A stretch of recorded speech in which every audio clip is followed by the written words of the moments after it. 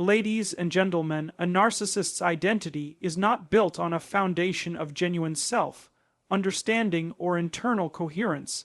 Instead, it is often a carefully curated illusion. This illusion is propped up by admiration, external validation, and psychological manipulation. Their sense of self depends almost entirely on the reactions of others. When you remove that external scaffolding, especially when you introduce honest, objective truth, the narcissistic structure begins to crumble. But why does this happen? To answer that, we need to understand something fundamental about narcissism. A narcissistic person constructs a self-image that is inflated and idealized. It is often disconnected from their actual behavior, their limitations, and their responsibilities. In psychological terms, this is called a false self, a persona created not to reflect who they are, but to gain control, admiration, and superiority. The false self must be constantly maintained, which requires avoiding anything that threatens its stability, particularly truth. Truth, especially when delivered with calm consistency and a sense of internal authority, becomes a kind of mirror, not a flattering one, but a sharply reflective one. It does not distort or dramatize. It does not accommodate their fantasy. Instead, it reflects back reality, their behavior, their choices, their impact on others without apology. This type of truth doesn't have to be aggressive or confrontational. In fact, its most powerful form is quiet and grounded.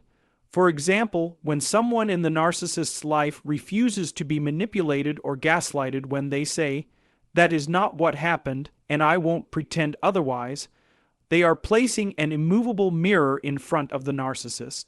They are refusing to reflect the false self back to them, and this is deeply threatening to the narcissist because it challenges the entire architecture of their self-image. What makes truth so devastating to the narcissist is that it cannot be easily controlled. A narcissist may be skilled at using charm, guilt, or intimidation to bend others to their will, but they cannot twist truth that is rooted in integrity. When someone stands firm in truth, when they do not seek approval, when they do not flinch in the face of manipulation, the narcissist loses the emotional leverage they depend on. It's also important to recognize that truth involves more than just facts. It includes moral truth, the acknowledgement of personal responsibility, the willingness to be accountable, the ability to say, "Yes, I was wrong," or "I don't know." These are things a narcissist avoids at all costs. To admit fault is to admit imperfection, and that contradicts the very foundation of the false self.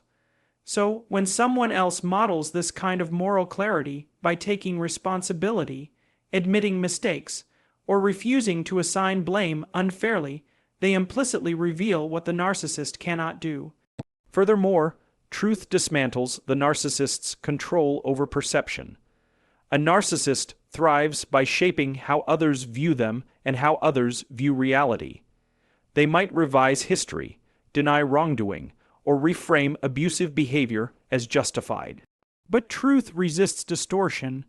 When someone calmly says, "No, that's not how it happened," and refuses to accept revisionism, they disrupt the narcissist's grip on the narrative. They show that reality still exists outside of manipulation. In a broader sense, truth has a grounding effect. It brings people out of psychological fog and into clarity. Many individuals entangled with narcissists describe a gradual erosion of their own sense of reality. But once truth is reasserted, even in small ways, it becomes a compass. It brings alignment back to thought, speech, and action.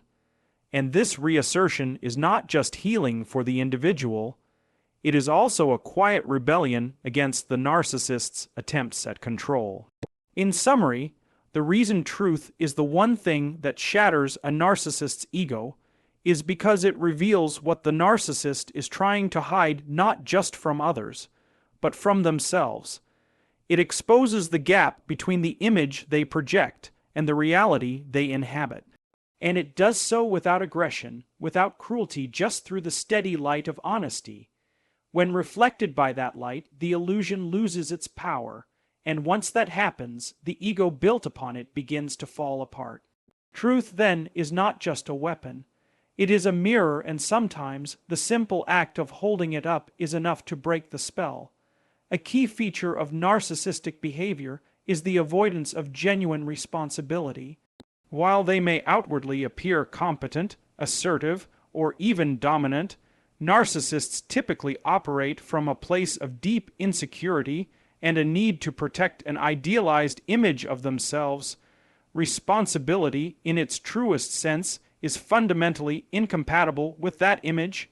To take responsibility is to admit limitation, error, and vulnerability. For a narcissist, such admissions are seen not as strengths but as threats to their constructed identity. So instead of owning their actions, they often deflect, blame others, or revise events to maintain control over how they're perceived. In contrast, when someone embraces authentic responsibility, it introduces a dynamic that narcissists find difficult, if not impossible, to compete with. Responsibility, in its mature form, involves acknowledging one's part in both success and failure.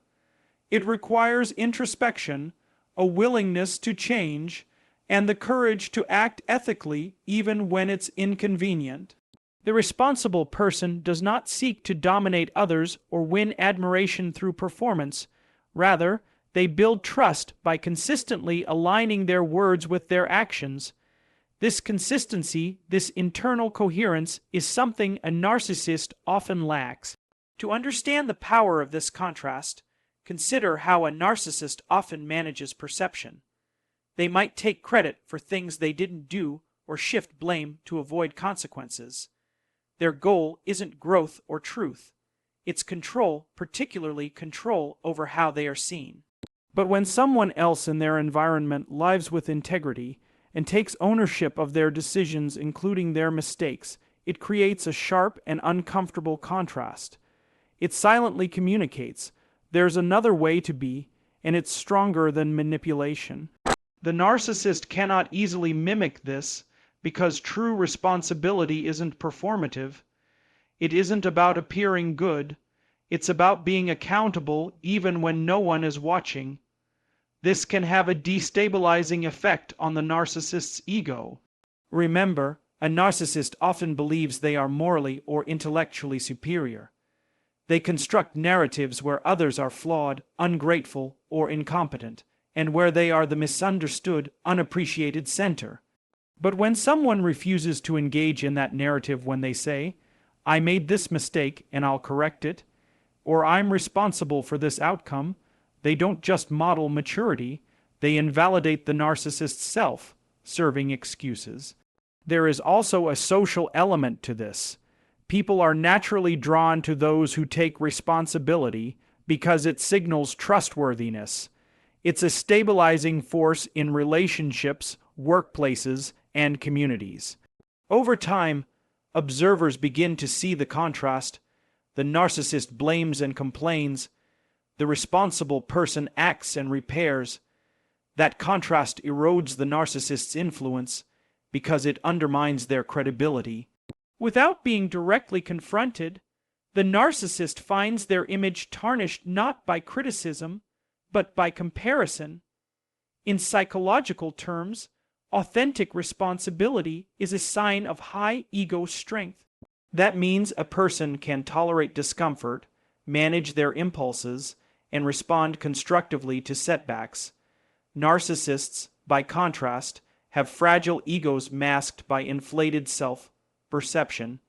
So when they are faced with someone who possesses genuine ego strength, someone who can say, "I was wrong," without collapsing into shame, they feel exposed.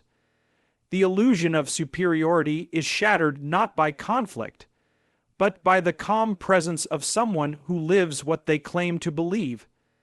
This also reveals a deeper truth about influence. Narcissists often try to dominate others through fear, charm, or manipulation. But real influence, the kind that inspires and transforms, comes from responsibility.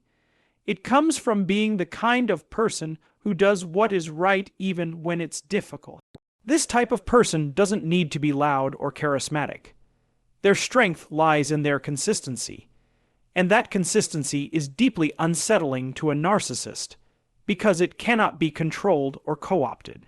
Ultimately, authentic responsibility functions as both a mirror and a boundary. It reflects the narcissist's refusal to grow, and it establishes a line that cannot be crossed.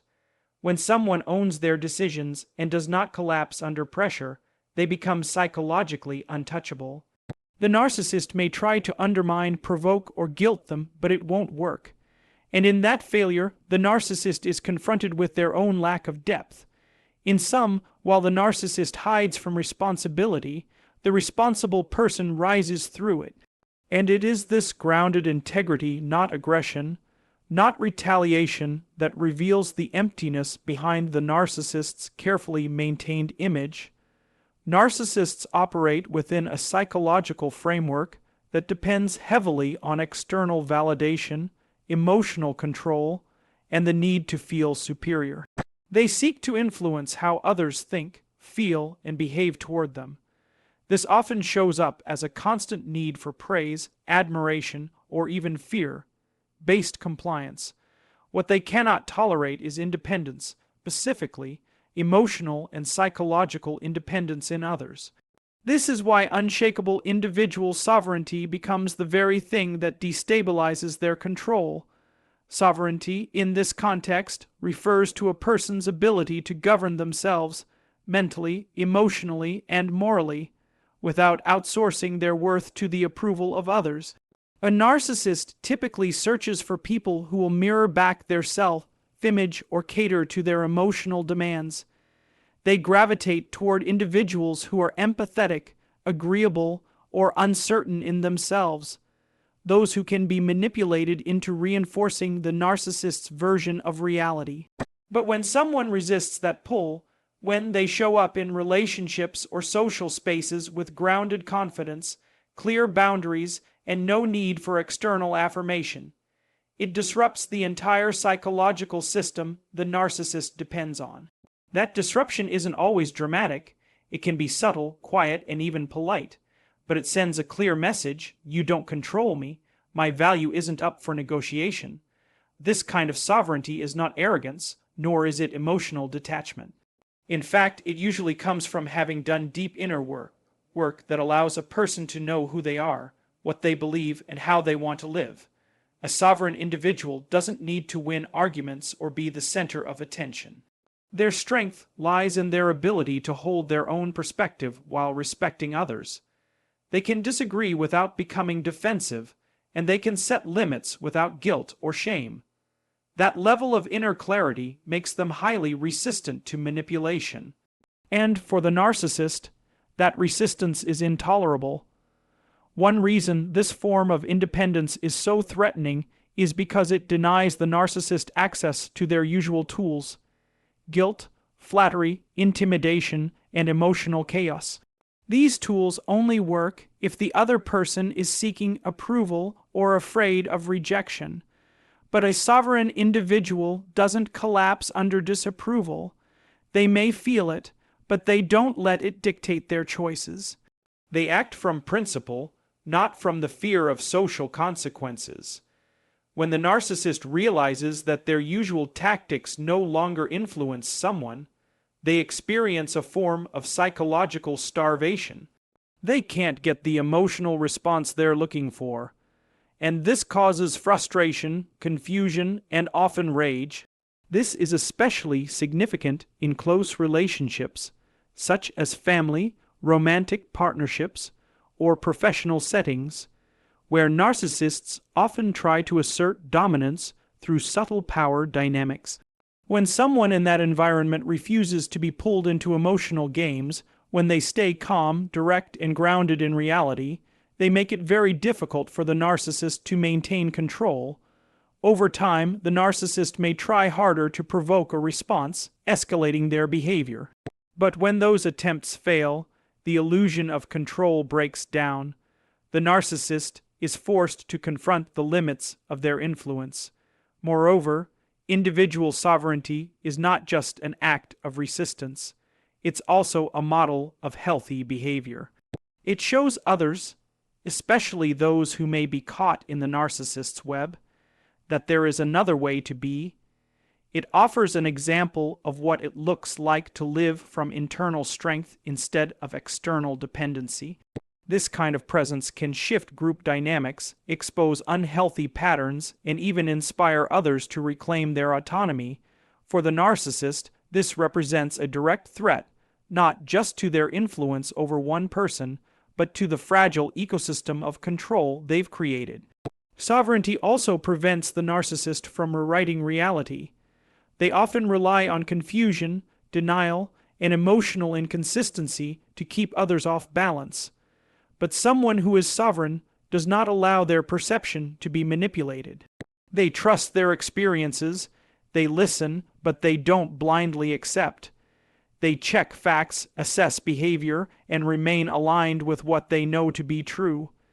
This cognitive clarity limits the narcissist's ability to distort events or shift blame. It creates a firm line between reality and illusion. In educational terms, the development of sovereignty is closely tied to emotional intelligence and self-regulation.